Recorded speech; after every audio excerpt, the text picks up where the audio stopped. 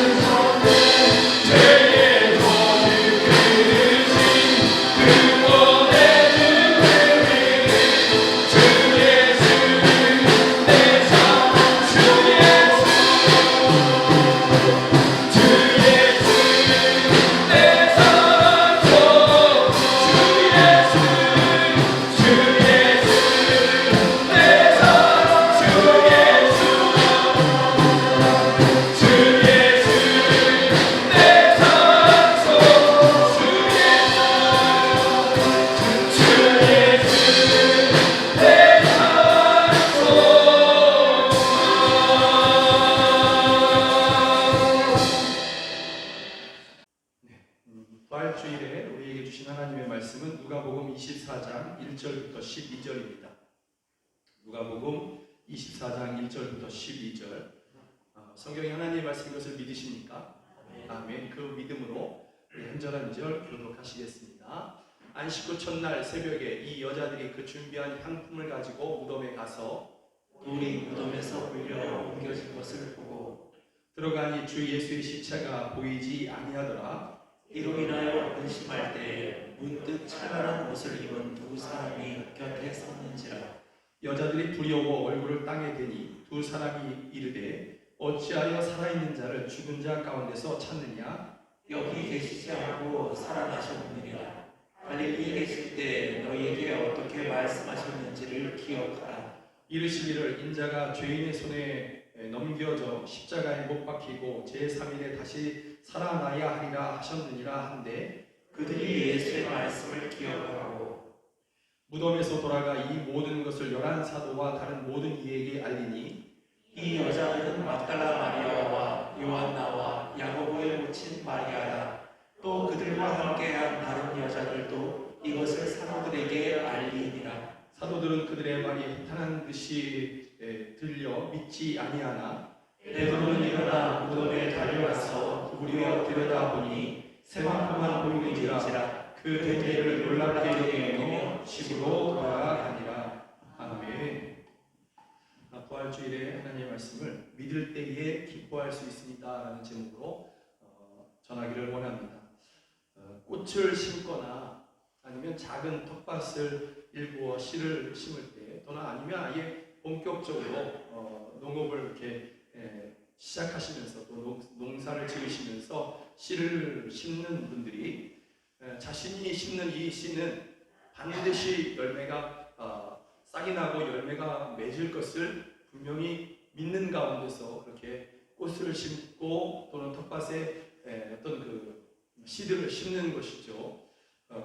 이것이 당연히 싹이 날 것이고 당연히 열매가 맺어질 것이다. 이것을 아주 당연하게 생각하고 있는 것이죠. 그러다 보니 열매가 적으냐 열매가 많으냐 이건 이제 그 다음 문제인 것이고, 열매가 적으면 좀 속이 상하지만 그러나 그 시작부터 이건 아예 안 날 거야, 안 나면 어떡하지, 열매가 아예 맺히지 않으면 어떡하지, 이렇게 생각하면서 텃밭을 읽으시는 분은 아무도 없다라는 것이죠. 그러다 보니 이 사람은 반드시 씨가 싹을 내고 열매가 맺을 것을 믿기 때문에, 또 당연하다 생각하기 때문에 씨를 심은 다음에 비가 오면 좋아하죠. 왜냐하면 잘 자랄 것이라고 생각하니까. 또 햇볕이 아주 강합니다. 그러면 또 좋아합니다. 햇볕이 강하면 맛이 좋아지니까 또 좋아하게 되는 것이죠. 또 아무리 작은 그러한 새싹이라 할지라도 새싹이 나는 것을 보면서 또 좋아합니다. 왜냐하면 이것이 곧 자라서 이제 열매를 맺을 것이기 때문에 좋아하고, 많은 것이 한꺼번에 열리지 않고 하나가 열렸다 할지라도 첫 열매를 보면서 또 기뻐합니다. 왜냐하면 그 다음에 계속해서 열릴 것이라고 생각하니까. 그가 이렇게 기뻐할 수 있는 것은 믿기 때문인 것이죠. 씨를 심으며 반드시 또 당연히 싹이 나고 열매를 맺을 거야, 나는 그 열매를 거두게 될 거야, 이것을 분명히 믿기 때문에 그는 비가 오나 햇볕이 강하거나 할지라도, 또 아주 작게 정말 볼품없이 이렇게 자라는 싹이라 할지라도 보면서 기뻐할 수 있다는 것이죠. 믿기 때문에 기뻐할 수 있는 것입니다. 오늘 본문에서 부활의 첫 증인들이 등장하죠. 그들은 3명의 여자들입니다. 3명의 여자들, 그리고 나중에 이제 요한복음이나 또 다른 복음서에 보면 두 제자가 나중에 또 그 자리에 함께 동참하게 되는 것이죠. 베드로와 요한이 그 사람들인 것입니다. 그리고 본문에는 그냥 휙 지나간 그러한 내용들인데, 마태복음 28장에서는 무덤을 지키는 사람들이, 군인들이죠. 그들이 있습니다. 마태복음의 표현대로 하면 그들이 나타난 천사로 말미암아 기절해버린 것이죠. 기절해버린 그런 사람들, 이런 사람들이 있습니다. 3명의 여자들과 또 2 남자들, 이런 이 사람들은 예수님이 십자가에서 죽으시기 이전부터 예수님과 함께 다녔던 사람들이고, 예수님을 만난 사람들이고 예수님으로 인해서 인생의 소망을 그렇게 누리게 된 사람들이 바로 이 사람들인 것이죠. 또 예수님께서 행하신 수많은 기적의 일들을 직접 본 사람들이 바로 이 사람들인 것입니다. 예수님의 실체를 지키던 군인들, 대제사장들이 이렇게 고용한 그러한 군인들은 예수님과 함께 다니지 않은 사람이고 소문으로만 예수님에 대해서 들은 사람들입니다. 그런데 여러분, 이 세 명의 여자들 그리고 베드로와 요한을 포함한 이러한 이 5명과 이 무덤을 지키는 군인들의 공통점이 있습니다. 무엇이냐면 부활을 믿지 않았다라는 것이죠. 이들은 다 부활을 믿지 않은 것입니다. 부활을 믿지 않은 그러한 점에서 이들은 공통점을 갖고 있습니다. 3명의 여자들과 제자들은 믿었지 않습니까? 예수님을 믿었지 않습니까? 예수님을 믿는다 하면서도 부활은 못 믿었던 것입니다. 우리가 주목하고자 하는 것은 마리아를 비롯한 3명의 여자와 2 제자에게 우리가 좀 더 주목하기를 원하는 것이죠. 그들은 안식 후 첫날에 주일 새벽에, 지금 얘기하면 이제 주일, 일요일 새벽인 것이죠. 일요일 새벽에 예수님의 시체가 놓여진 요셉의 새 무덤에 그들이 찾아옵니다. 그 이유는 장례를 다 마무리하기 위해서 찾아온 것이죠. 그래서 1절에 보면 그 준비한 향품을 가지고 무덤에 가서 이렇게 이야기하고 있습니다. 이 준비한 향품은 모략이나 침향 이런 것들인데요. 그 시체에다가 이렇게 바르거나 아니면 천에다가 이 모략과 침향 등을 이렇게 좀 묻혀서 시체를 세마포로 싸게 되어 있거든요. 그 속에다 이렇게 넣는 것입니다. 그래서 시체에서 나는 냄새를 좀 이렇게 가릴 수 있게, 이게 이제 장례의 마지막 순서인 것입니다. 그래서 이들은 지금 이 장례의 마지막 순서, 예수님의 시체에 이 향품들을, 향료들을 이렇게 좀 바르기 위해서, 그리고 새롭게 세마포로 이렇게 좀 감싸기 위해서 그렇게 찾아오는 것입니다. 그러니 이 여자들에게 있어서 관심은 무엇이냐면 장례의 마무리, 이게 그들의 관심이고, 그러다 보니 그들이 찾는 것은 뭐냐면 예수님의 시체인 것이죠. 예수님의 시체만을 찾고 그들의 관심은 장례의 마무리에게 있는 것이죠. 예수님의 부활에 관심이 있는 것이 아니라, 그것을 확인하고자 한 것이 아니라 예수님의 시체가 잘 있는지, 예수님의 시체를 보면서 그 장례를 마무리할 수 있는지, 이것만을 마음에 품고 이 자리에 오게 된 것입니다. 그러다 보니 그들이 지금 찾고 있는 예수님의 시체가 보이지 않으니 여러분, 그들에게는 당황스러운 마음이 있는 것이죠. 근심만이 가득하게 되고 두려움만이 있는 것이죠. 왜냐하면 예수님의 시체가 보이지 않기 때문인 것입니다. 말씀 그대로 3절에 보면 무덤에 들어가니 주 예수의 시체가 보이지 아니하더라. 이로 인하여 근심할 때에, 여러분, 그러면 예수님의 시체가 왜 안 보이게 됐을까요? 왜 안 보입니까? 부활하셨으니까 안 보이는 것이죠. 부활하셨기 때문에 안 보이는 것입니다. 그래서 5절에 보면 천사들이 이렇게 말하지 않습니까? 천사들이 왜 산 자를 죽은 자 가운데서 찾느냐?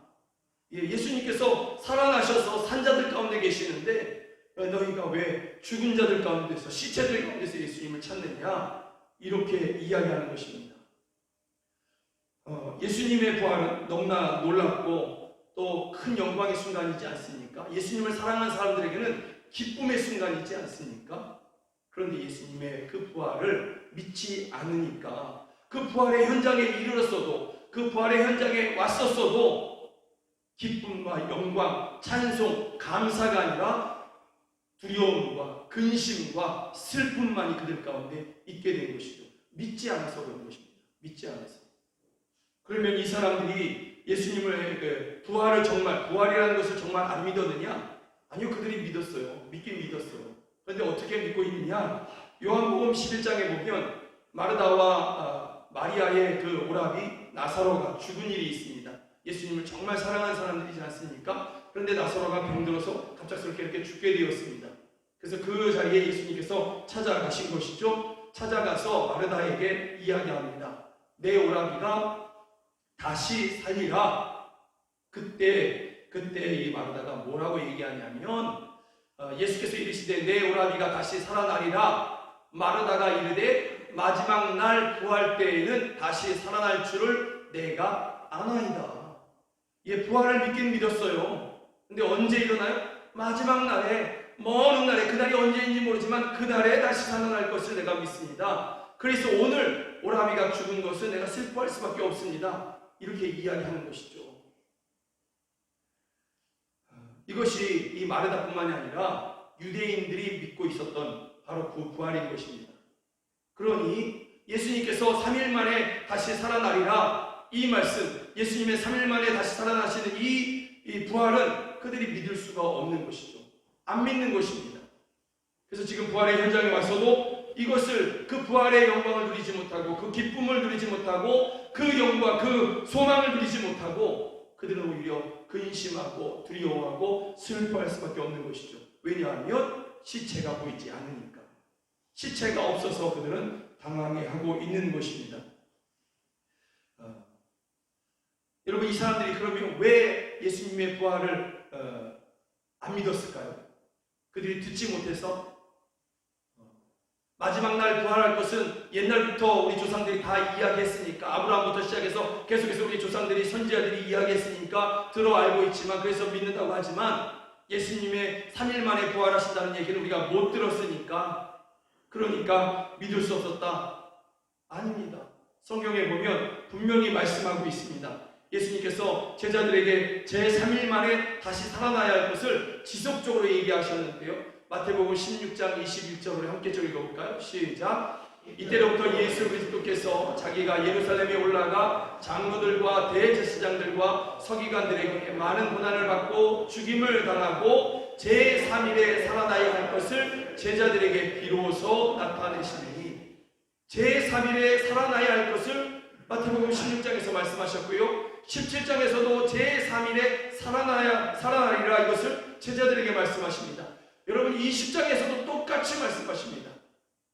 예.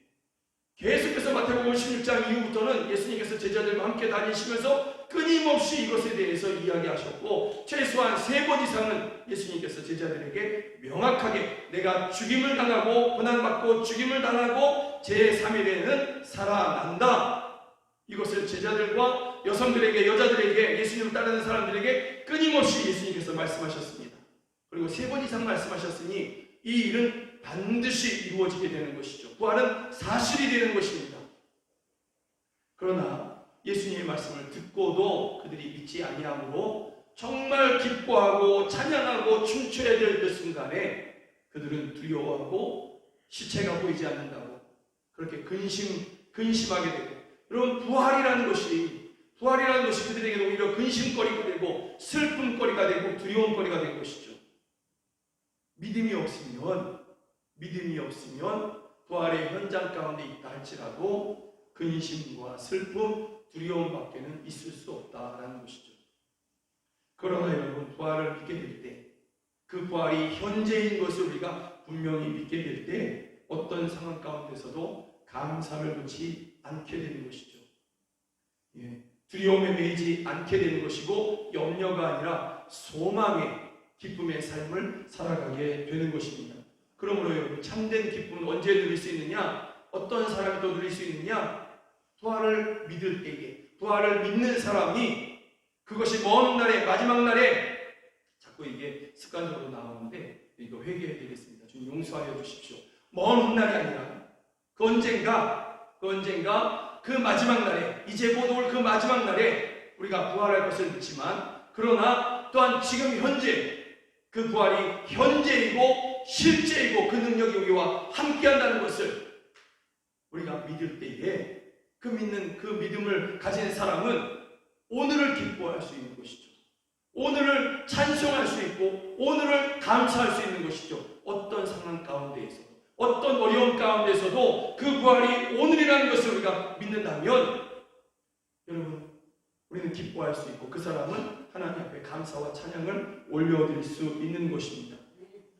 여러분, 우리가 천국에 이를 때까지, 그날이 오기까지 우리가 이 땅에 살아가는 그러한 여러 날들 가운데에서, 여러분, 인생에 비가 오는 날 같은 날도 있고요, 햇볕이 강하게 쪼이는 따가운 햇볕이라고 여겨질 정도로 그런 날들이 우리 가운데 있을 수 있습니다. 또는 강한 바람이 정말 폭풍 같은 태풍 같은 바람이 부는 그러한 시련의 날들을 맞이할 수도 있는 것이죠. 그런 날이 있을 수도 있는 것입니다.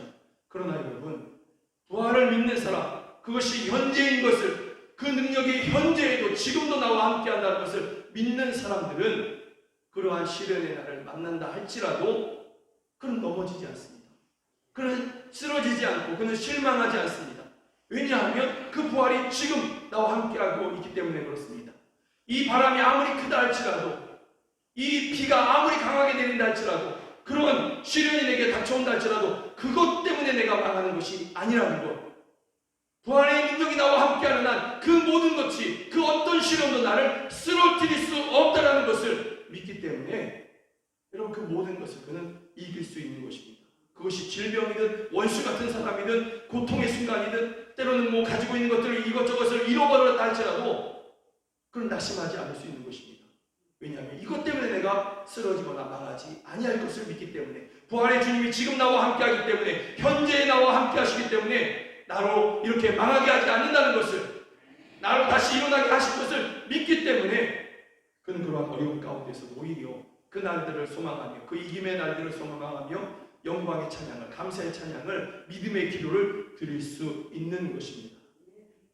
여러분, 부활이라는 것은 추상적이거나 관념적인 그러한 내용이 아닙니다. 이야기가 아닌 것이죠. 전해져 내려오는 그러한 이야기가 아니라 실제의 사건이고 지금 현재에 지속되는 능력인 것입니다. 부활의 능력은 지속되는, 지금도 지속되고 지금도 나타나는 능력인 것이죠. 그것은, 그 능력은 믿음의 사람들에게 나타나게 된 것입니다. 믿음의 사람들에게, 주님을 찾는, 그 부활의 주님을 찾는 그 믿음을 가진 사람들에게 그 부활의 능력은 지금도 나타나고 있는 것입니다. 주님의 부활이 실제이고 능력이기에 이것을 믿을 때 그 능력 안에서 우리는 모든 것을 견디고 모든 것을 이기게 되는 것입니다. 또 견디고 이기는 것을 넘어서서 우리는 그 견디는 와중에도, 그 시련의 와중에도, 고난의 와중에도 감사와 기쁨의 찬양을 주님 앞에 올려드릴 수 있는 것입니다. 마치 밭을 일구는 사람이 그 씨를 심으면서 열매가 당연히 열릴 것을 믿고, 그래서 그 사이에 비가 오든 그 사이에 태양이 아주 따갑게 쬐든지 간에 오히려 소망 가운데 기쁨으로 그때를 기다리게 되는 것처럼, 여러분, 우리들도 그렇게 부활의 능력을 믿는 사람들은 오늘 비가 내린다 할지라도 우리는 결코 낙심하지 않게 되는 것입니다. 지난 고난주간에 늘 말씀을 전하면서 마지막에 말씀을 읽고 기도 제목을 읽었는데요, 오늘은 말씀을 읽고 우리가 함께 이 말씀들을 마치기를 원합니다. 요한복음 11장인데요, 아까 마르다에게 예수님께서 하셨던 이 말씀인 것입니다. 우리 다 함께 좀 읽어볼까요? 요한복음 11장 23절부터 26절 함께 읽습니다. 시작. 예수께서 이르시되 내 오라비가 다시 살아나리라. 마르다가 이르되 마지막 날 부활 때에는 다시 살아날 줄을 내가 아나이다. 예수께서 이르시되 나는 부활이요 생명이니 나를 믿는 자는 죽어도 살겠고 무릇 살아서 나를 믿는 자는 영원히 죽지 아니하리니 이것을 내가 믿느냐. 아멘. 마르다는 마지막 날의 부활을 이야기하고 있는데, 예수님은 나는 부활이요 생명이니 지금을 이야기하고 있습니다. 나는 지금 부활이다, 나는 지금의 생명이다 말씀하고 있습니다. 그리고 주님께서 마지막 질문하십니다. 이것을 내가 믿느냐? 이 믿음이 여러분 가운데 있기를 주의 이름으로 축복합니다. 마지막 날 누리게 되는 그 부활이 아니라, 그 부활을 믿을 뿐만이 아니라 현재의 부활의 능력이 나와 함께하고 있다는 것, 주님이 나와 함께하는 것을 믿는 그 믿음으로 여러분 낙심하지 아니하고 절망하지 아니하고 쓰러져 있는 것이 아니라 믿음의 하나님께서 주시는 그 믿음으로 넉넉히 일어나서 승리하는 여러분 모두가 되기를 주의 이름으로 축복합니다. 아멘. 이 시간에 이 말씀을 기억하면서 주님, 내가 이것을 믿습니다. 주님은 현재의 부활이며 현재의 생명이십니다. 나는 이것을 믿습니다. 그러니 이 부활의 능력으로 나와 함께 하시고 고난 중에 있는 나를 건지시며 질병 중에 있는 나를 건지시고 가난 중에 있는 나를 돌봐 주시옵소서. 하나님 아버지의 원통함과 억울함 가운데, 아픔 가운데 있는 나를 이 부활의 능력으로, 현재의 부활의 능력으로 하나님 아버지 건져 주시옵소서. 이김을 주시옵소서. 하나님 아버지, 부활의 주님의 부활이 과거에 어느 날 있었던 그러한 이전의 이야기가 아니라 바로 오늘의 이야기임을, 오늘의 사건임을, 오늘의 능력임을 저희가 믿습니다. 이 믿음을 주시니 참으로 감사를 드립니다.